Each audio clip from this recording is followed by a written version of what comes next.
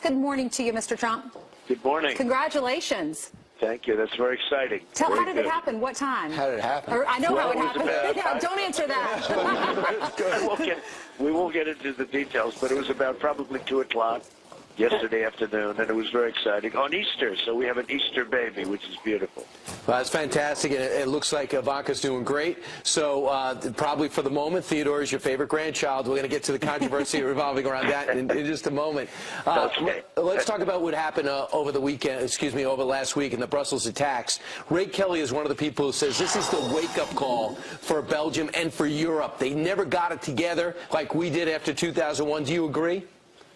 Well, Ray Kelly's a friend of mine. I know him very well, and he's 100% right. And I said about Brussels, if you remember, the New York Times criticized me very, very viciously when I said Brussels is a hellhole, it's waiting to explode, and they ended up doing big articles on it, and then all of a sudden everybody's saying I was right. Brussels is really in deep trouble. They don't know what's going on, and it's look, they have people that never had anything like this. They have people that have absolutely no control over themselves, and it's a real problem. It was a real problem. Yeah, Mr. Trump, they've got clashes on the streets today because the open borders policies of the elites have been have a very different effect on the people. Yet our president, President Obama, in his weekly address over the weekend, declared that we should be open to more refugees as an example of what America represents. We're going to play what he had to say and have you react. Okay. As we move forward in this fight, we have to wield another weapon alongside our airstrikes, our military, and our counterterrorism work, and our diplomacy. And that's the power of our example. Our openness to refugees fleeing ISIL's violence. Our determination to win the battle against ISIL's hateful and violent propaganda, a distorted view of Islam that aims to radicalize young Muslims to their cause. Now, he would probably say you have a distorted view of Islam or radical Islam. What do you say to what he had to say? I'll tell you what I say. I can't even believe that he's saying it. It's inconceivable that he's saying it. Open borders. Everything he said there is absolutely, you would almost say it's disgraceful. You can't even imagine that a man could make those statements, especially a president of this country. We need protection. We need borders. We need, on the southern border, we need the wall, and the wall's going to get built. And Mexico's going to pay for the wall, by the way, just in case anybody has any questions. And it is disgraceful that he could say this, and especially when he talks about coming in from the Middle East, frankly, even more so, where they're undocumented. We have no idea where they come from. We have no idea who they are.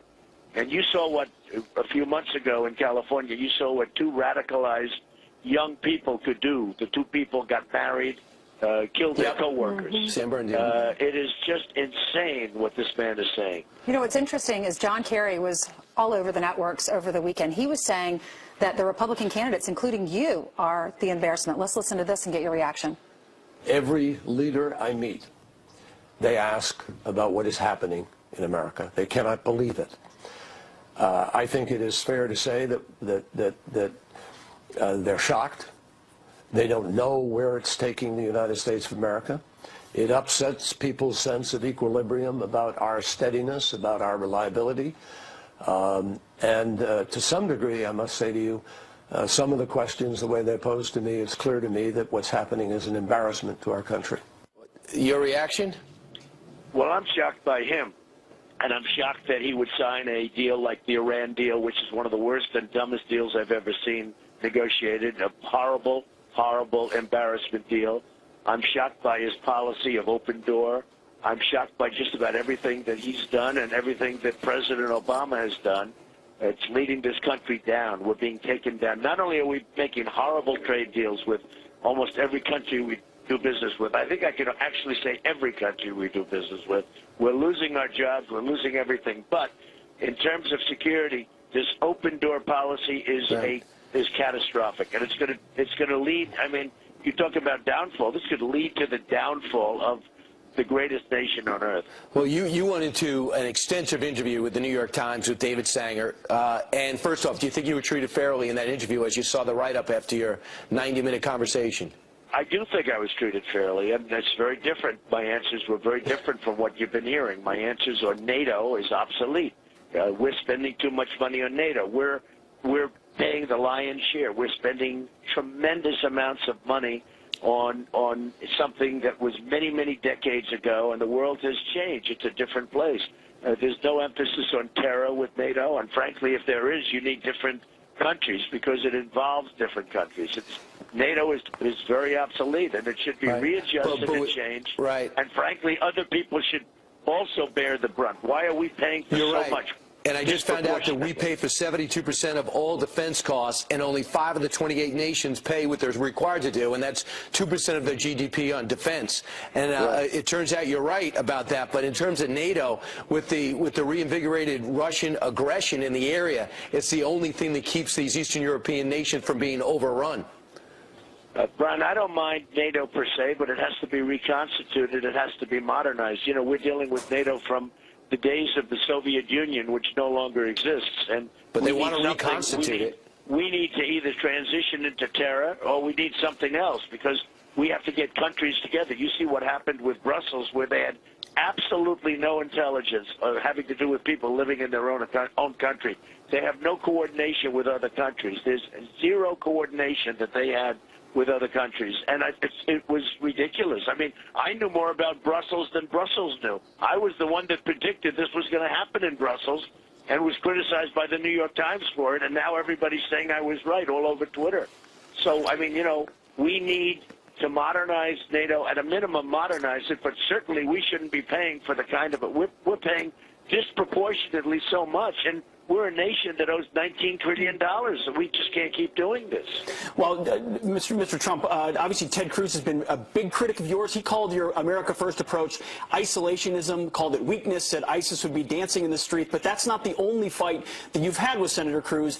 He accused you of planning the National Enquirer smear. You know, a lot of people look at this exchange and they just say why. They say tasteless, you know, below basic human decency to be posting pictures of other people's, unflattering pictures of other people's wives. Were you behind this, and why get into the mud targeting? You see this photo right here, unflattering, of Heidi Cruz. Why? He sent a photo of my wife, a cover shoot for GQ magazine, which was frankly fine, but he sent that out to everybody. He knew about it 100%. He knew about it 100%, just so you understand. He told us he didn't on his couch. He's lying. That's why everybody calls him Lying Ted Cruz. He's a liar. He said he's never talked about Super He sent the photo out. As sure as you're sitting there, he knew about it. Somebody even said he's the one who bought the copyrights from GQ. Now, we'll find out who bought the copyrights from GQ. But he knew about it at a minimum. I just retweeted something. Somebody said I have 15 million people between Facebook and Twitter and all of these different things. Somebody sent me that. I sent it out. And frankly, all I'm doing is counterpunching what he did. He sent that photo out. He knew about it 100%. It was a pact that was very friendly to him. And, you know, let's not be naive, folks. As far as strength, nobody has more strength on the borders than Donald Trump. I have Sheriff Joe Arpaio supporting me.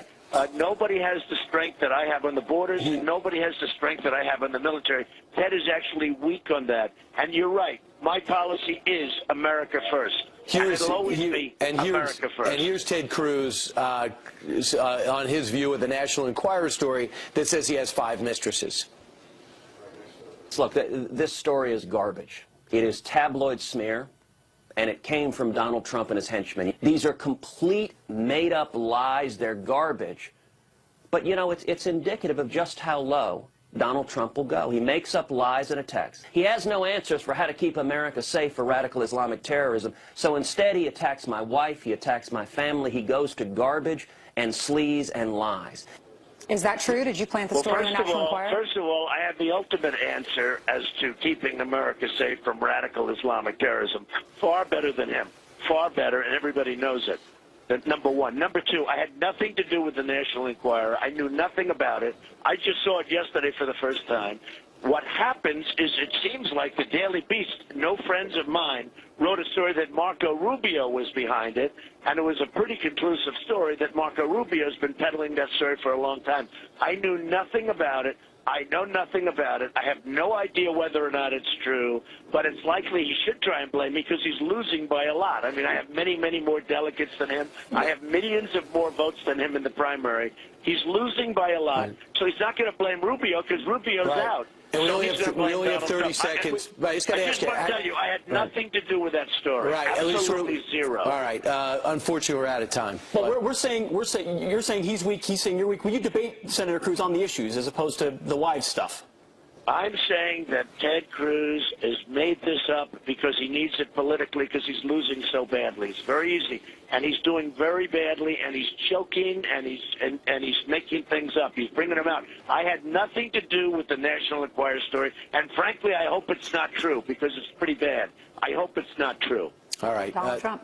Thank you. Congratulations Okay. on being a grandfather. Again, Thank you Give her very our much. best. Thank you.